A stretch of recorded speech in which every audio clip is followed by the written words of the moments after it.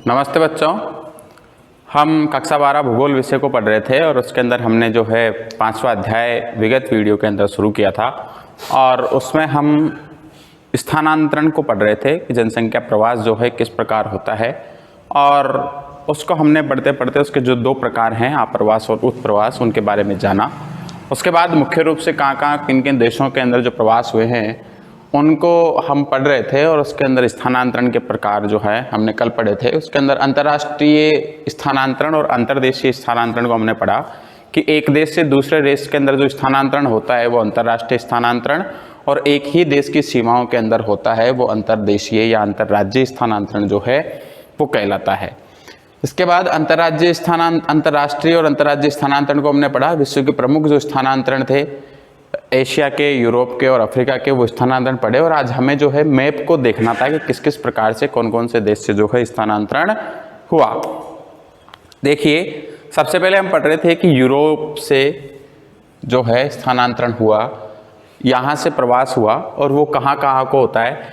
एक तो उत्तरी अमेरिका को जाते हैं यहाँ से, यूरोप से, ठीक है। दूसरा, उत्तरी अमेरिका के ही जो थोड़े दक्षिण पश्चिम वाले भाग हैं, वहाँ पर कंबोडिया वाले जो क्षेत्र हैं वहाँ पर जो है जनसंख्या यहाँ से जाती है, और दक्षिण अमेरिका के अंदर भी जो है यहाँ की जनसंख्या जो है वो जाती है।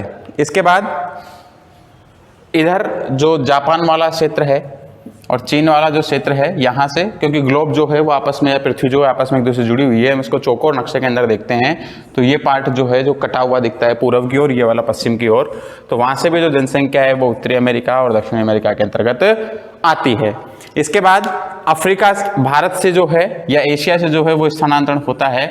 तो एशिया से भारत से जो स्थानांतरण हुआ तो भारत से जो है ऑस्ट्रेलिया की ओर भी लोग जाते हैं, और भारत से अफ्रीका के अंदर भी जो है लोगों का स्थानांतरण होता है।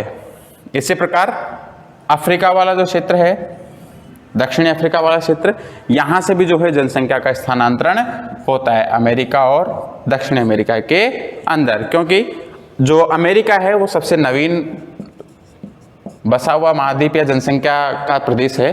तो यहाँ पे जो ज़्यादा जनसंख्या जो है वो यूरोप से और अफ्रीका से जो है वो क्या हुई है, स्थानांतरित हुई है। इसके बाद जो दूसरा पार्ट है अंतर्देशीय स्थानांतरण, हम उसको देखते हैं।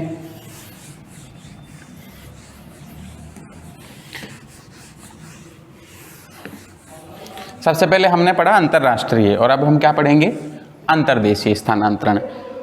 अंतर्देशीय स्थानांतरण जो है उसके अंदर है एक ही देश की जो सीमाएं हैं, एक ही देश के विभिन्न राज्यों या प्रदेशों के मध्य लोगों के एक स्थान से दूसरे स्थान की ओर होने वाले प्रवसन को आंतरिक प्रवसन कहते हैं। मतलब एक ही देश के विभिन्न राज्यों या प्रदेशों में, कोई से भी क्षेत्र हो सकते हैं 2, उन क्षेत्रों के अंदर जो स्थानांतरण होता है, जैसे मान लीजिए कि राजस्थान भारत है और भारत के कुछ राज्य जैसे राजस्थान, हरियाणा और जो उत्तर प्रदेश है, यहाँ की जो जनसंख्या है या एनसीआर क्षेत्र में जो जनसंख्या आती है वो स्थानांतरित कहाँ के लिए करती है, दिल्ली के लिए, ठीक है। और राजस्थान से जो यहाँ के व्यापारी लोग हैं वो महाराष्ट्र को और गुजरात को जाते हैं। तो ये कौन सी श्रेणी के अंदर आते हैं, ये आते हैं अंतर्देशीय स्थानांतरण की श्रेणी के अंदर, क्योंकि भारत जो एक देश है उसकी सीमाओं से बाहर तो वो नहीं जाते हैं, और राज्यों के अंदर उनका क्या होता है, स्थानांतरण होता है। इसको देखिए, अंतर्राज्यीय प्रवास, इसको 2 भागों के अंदर बांटा गया है, अंतर्राज्यीय और स्थानीय। सबसे पहले अंतर्राज्यीय प्रवास को देखते हैं हम, या अंतर्राज्यीय प्रवसन भी कह सकते हैं, अंतर्राज्यीय स्थानांतरण भी इसको कह सकते हैं। एक ही देश में विभिन्न भागों के मध्य इस प्रकार का जो है प्रवसन होता है। भारत में स्वतंत्रता प्राप्ति के बाद एक राज्य से दूसरे राज्य के मध्य स्थानांतरण हुआ है, यथा इसके कुछ उदाहरण हैं। उत्तर प्रदेश और हरियाणा से कई लोग जो हैं दिल्ली आकर बस गए, तथा राजस्थान के बहुत से लोग महाराष्ट्र और गुजरात आदि राज्यों में जाकर बस गए हैं। ऐसा ही संयुक्त राज्य अमेरिका में प्रारंभ से जो लोग हैं वो केवल पूर्वी प्रांतों में रहते थे। अभी हमने थोड़े समय पहले चित्र के अंदर देखा कि पूर्वी प्रांतों के अंदर, जहाँ पर सुपीरियर झील या महान झील क्षेत्र वाला जो क्षेत्र है वहाँ पर वो निवास करते हैं।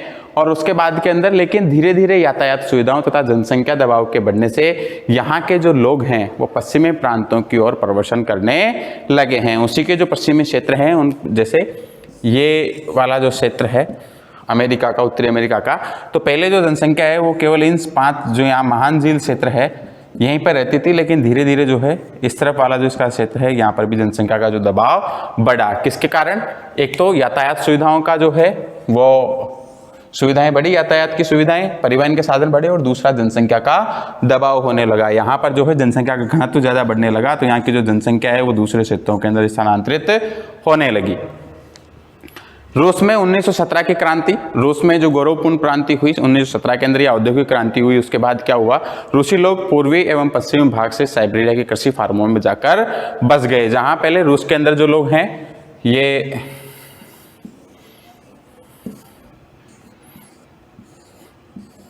अफ्रीका, और ये रूस वाला जो पार्ट है यहाँ से होके ये भारत, तो यहाँ पर जो जनसंख्या निवास करती थी वो साइबेरिया की और अन्य देशों के अंदर जो कृषि फार्म थे इनके वहां जाकर निवास करने लगी। इसके बाद हम देखते हैं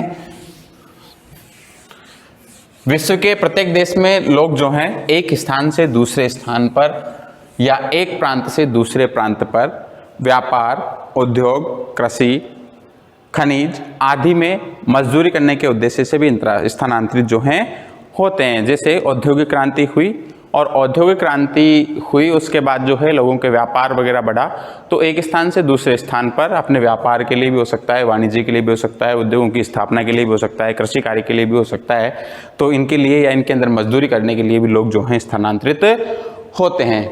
इसके बाद हम देखें स्थानीय प्रवास। इससे पहले तो हमने देखा अंतर्राज्य, अब कौन सा है? स्थानीय प्रवास। स्थानीय प्रवसन में लोगों का स्थानांतरण देश में एक ही प्रांत के विभिन्न जनपदों के मध्य होता रहता है। ग्रामीण लोग शहरों में मजदूरी करने के लिए या उच्च शिक्षा प्राप्त करने के लिए जाते हैं।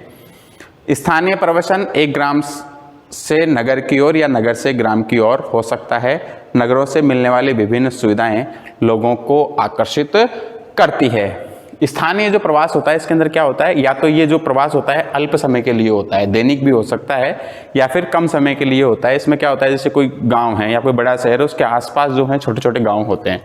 बड़ा शहर है तो वहाँ पे उद्योग भी, धंधे भी ज़्यादा होंगे, रोजगार के अवसर भी प्राप्त होंगे, शिक्षा की व्यवस्था भी अच्छी होगी, चिकित्सा की व्यवस्था भी अच्छी होगी, और दैनिक मजदूरी जो दिहाड़ी होती है वो भी उनको क्या है, आसानी से प्राप्त हो जाती है। तो जो गांव के लोग हैं वो अपना व्यापार या व्यवसाय करने के लिए कहाँ आते हैं? नियमित रूप से शहर को आते हैं। तो वो एक प्रकार से क्या हो गया, स्थानीय स्थानांतरण या स्थानीय प्रवास हो गया। दूसरा, शहरों के अंदर किसी प्रकार के जैसे वाणिज्य से संबंधित, बैंकों से संबंधित सुविधाएं हो सकती है, या अन्य किसी प्रकार की चिकित्सा संबंधी सुविधा भी हो सकती है।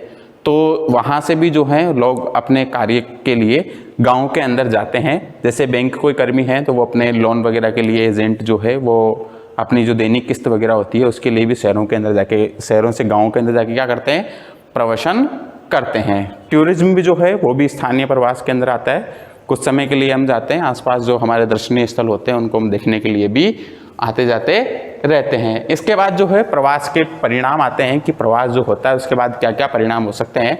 तो प्रवास के जो परिणाम हैं वो 4 प्रकार के हैं। आर्थिक भी हो सकते हैं, सामाजिक हैं, राजनीतिक है और धार्मिक भी है। इनके सकारात्मक पहलू हैं और नकारात्मक पहलू भी हैं।